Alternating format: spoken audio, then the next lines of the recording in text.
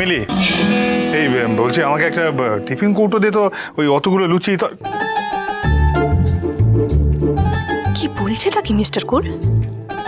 কি লুকোচ্ছিস রে? কিছু না। হ্যাঁ, কে ফোন করেছে? দেখি দেখি দেখি দেখি।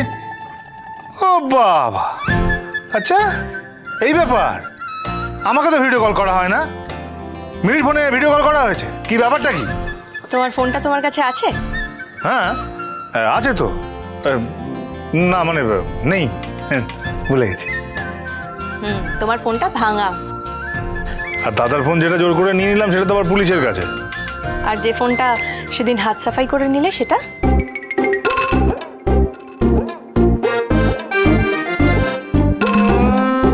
আমার পোল খোলা হচ্ছে তো মহারানী। আগে বলো সেই ফোনটা কোথায়? কোথায় আবার? দাদার কাছে। কাজ শেষ, ফোন ফেরত। হ্যাঁ, দাদা জানতেও পারিনি কখন ফোনটা আমি দাদা থেকে নিয়ে নিয়েছি, আর ফেরতও দিয়ে দিয়েছি। তবে আমার কাজটা হাসিল করার পরই কিন্তু আমি ফেরত দিয়েছি।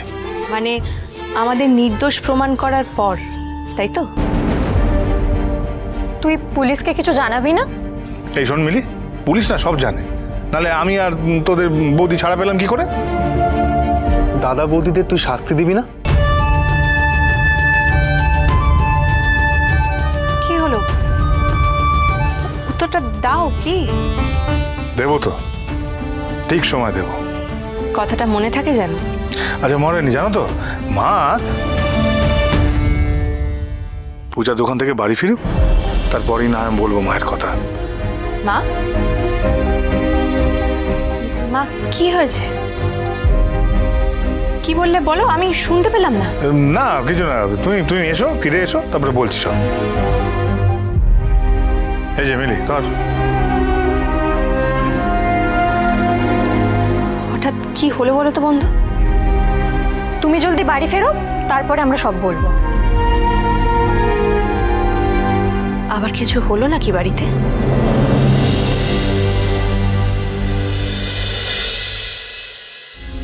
মহারাজ, কি হলো? এখন আমার ডেকো না বাবা। কোথায় চললি তুই? আরে দরকার আছে আমাকে। আরে দাঁড়া না, দাঁড়া দাঁড়া। কেন শুধু ডাকছো? বলছি তো আমার দরকার আছে, দেরি হয়ে যাবে। আরে বাবা, আমি তো তোকে একটা ছোট্ট প্রশ্ন করেছি, তুই যাস না, তুই গেলে অসুবিধা হবে, এইসব কথা তো আমি বলিনি তোকে। না, আমি তো একটা ছোট্ট উত্তর চাইছি মাত্র। অবশ্য তুই না বললেও আমি জানি তুই কোথায় যাচ্ছিস। তুই জয়া মাসির বাড়ি মায়ের জন্য লুচি আর তরকারি নিয়ে যাচ্ছিস, তাই না? না না বাবা, লুচি তরকারিটা মেন ব্যাপার নয়। আমি জানি মা কত বড় ধাক্কা খেয়েছে, মার ওপর দিয়ে কি যাচ্ছে। আমার মায়ের সাথে দেখা করাটা খুব দরকার, প্রয়োজন আমার। আমি মহারাজ, আমি বলবো যাস না। শোন, এই ধাক্কাটা তোর মাকে একদিন না একদিন খেতেই হতো। আমি বলছি যে তোর মাকে না তুই কটা দিন একটু একলা ছেড়ে দে।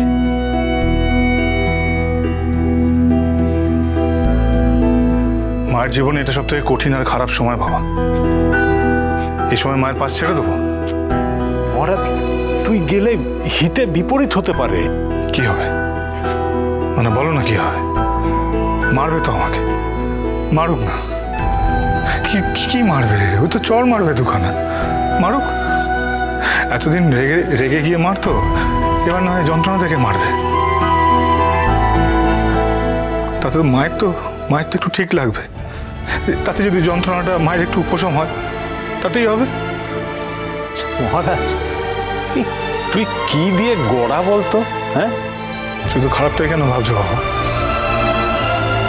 আমার পাওনাটা ভাবলে না? আমার পাওনাটা দেখতে পেলে না? তুই চর খেয়ে কি পাবি? হ্যাঁ, কি পাবি তুই? কি পাবো? ওটাই তো পাও না বাবা।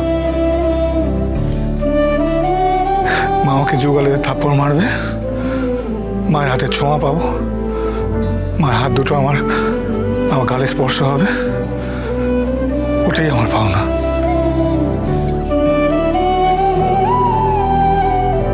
আর আর কথা বলুক না বলুক তাতে কি হয়েছে?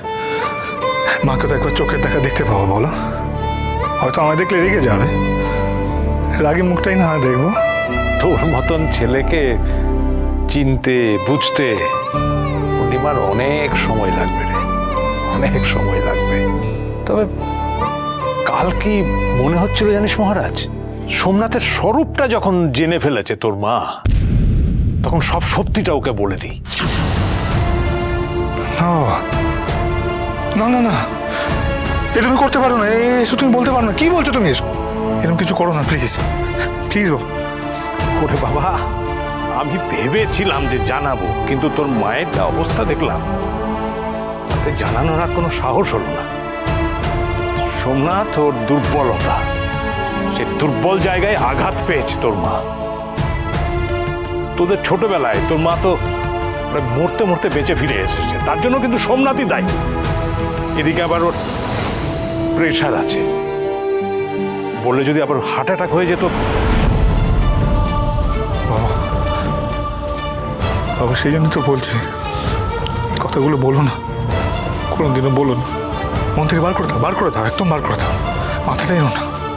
এতদিন বললেও তো তোর মা আসল ঘটনাটা কোনোদিন বিশ্বাস করতো না, কিন্তু কালকের ঘটনাটা সেই জায়গাটা তৈরি করে দিয়েছে। এখন মন বলে ওকে বলা যায়, কিন্তু কালকে ওর যা অবস্থা দেখলাম, তাতে না বলার সাহস হলো না। বুঝলি, কিরকম শিশুর মতো কাঁদছিল রে। আসলে বিশ্বাস ভাঙার যন্ত্রণা সহ্য করা তো সহজ নয়। নিজেকে সামলাতে পারছিল না। আমি শুধু ভাবছিলাম কোনো বিপদ যেন না হয়। ডাকুনি কেন? না না, ডাকুনি কেন বলো? ডাকতে পারতে তো, বাড়িতেই তো ছিলাম। তোদের মা চায়নি, যদিও মনে হচ্ছিল না যে আমি একা সামলাতে পারবো। হয়তো ওকে হসপিটালে নিয়ে যেতে হবে। তারপর কোনো রকমে বুঝিয়ে সুজিয়ে শান্ত করেছি। তখন আমি এটা বুঝলাম বুঝলি যে আমি ভুল ভাবছিলাম। আসল সত্যিটা ওকে কখনোই বলতে পারবো না। এটা কোনোদিনই বলতে পারবো না যে ওই জুভেনাইল হোমে অতগুলো বছর তোর কিন্তু থাকার কথা ছিল না, ছিল সোমনাথের। আসলে বিক্রমকে সিঁড়ি থেকে ঠেলে ফেলে দিয়েছিল তোর দাদা।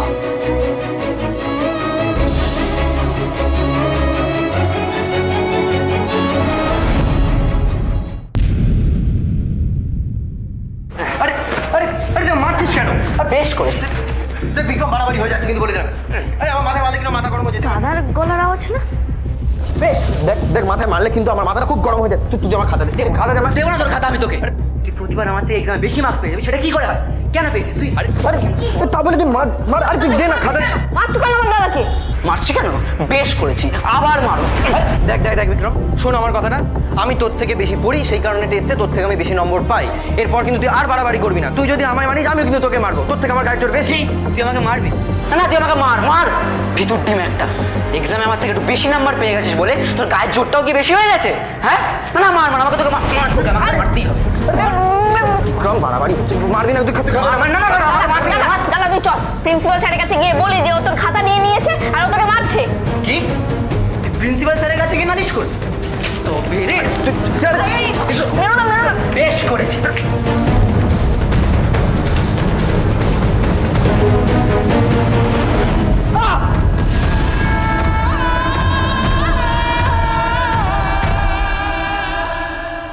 এবার দেখ কেমন।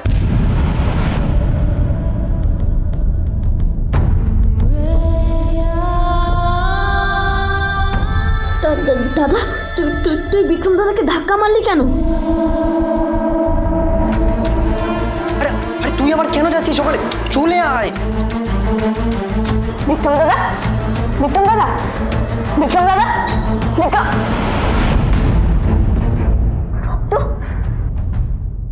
দাদা, দাদা বিক্রম দাদার কান থেকে রক্ত বেরোচ্ছে।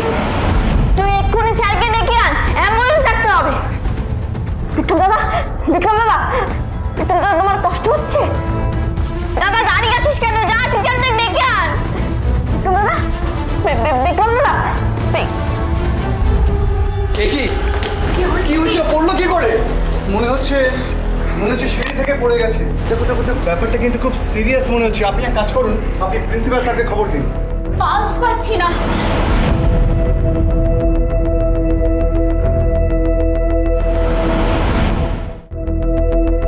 কান থেকে প্রচন্ড ব্লিডিং হচ্ছে। প্লিজ কেউ একজন অ্যাম্বুলেন্সকে খবর দিন এক্ষুনি। স্যার দেখুন কি অবস্থা। ও মাই গড। আচ্ছা ও ওখানে ছিল, মানে ও ব্যাপারটা সব জানে। কিন্তু ওইভাবে পুড়ে, এই তুমি ঋগ্বেদ মুখার্জি না, ওইভাবে পড়ে গেল কি করে? হ্যাঁ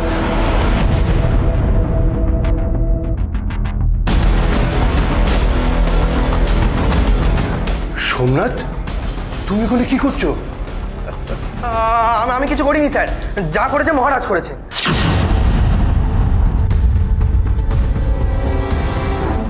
মানে মানে বিক্রম অ্যাক্সিডেন্টলি পড়ে যায়নি? হ্যাঁ আমি কিছু করিনি স্যার, মহারাজই ওকে ধাক্কা মেরে ফেলে দিয়েছে।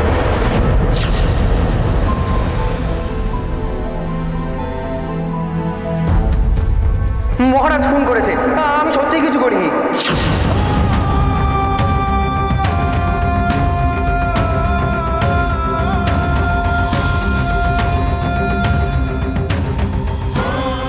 দাদা দাদা এ তুই কি বলছিস? আমি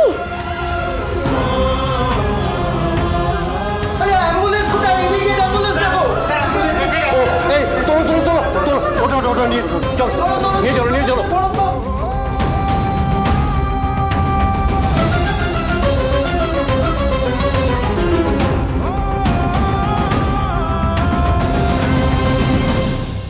বাবা বাবা আমি কোনো দোষ করিনি, কোনো দোষ করিনি। আমি যাবো না জুভেনাইল হোমে, আমি যাবো না, আমি কিছু করিনি, আমি যাবো না।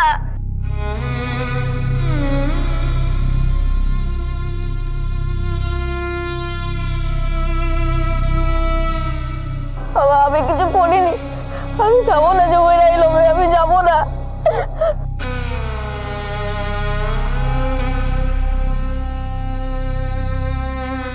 তুমি আমাকে বাঁচাও বাবা, আমি যাবো না, আমি যাবো না বাবা, আমি যাবো না।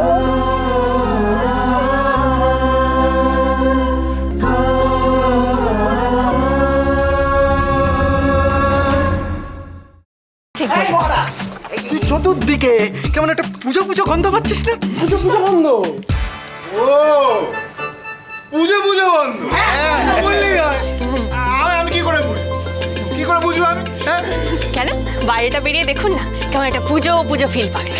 আহা, আমার দাদা তো পুজো পুজো ফিল পায় না, আমার দাদা পায় পূজা পূজা ফিল। তোমাকে মিস্টার মাথা গরম থেকে সুপার কুল বানাবো, এটা আমার চ্যালেঞ্জ। কিসের চ্যালেঞ্জ? ক্রমশ প্রকাশ্য। মানে পূজার লেখা চিঠি পড়ছি, পূজা কোথায়? বন্ধু আর্কিটেকচারের ডিজাইন কম্পিটিশনে তো নাম। আমার এগেন্সে ষড়যন্ত্র চলছে, বুঝতে পেরেছি। পূজা আবার কোন অশান্তি ডাকছে? পূজা নেই। কি? পূজার ফিরবে না? পূজা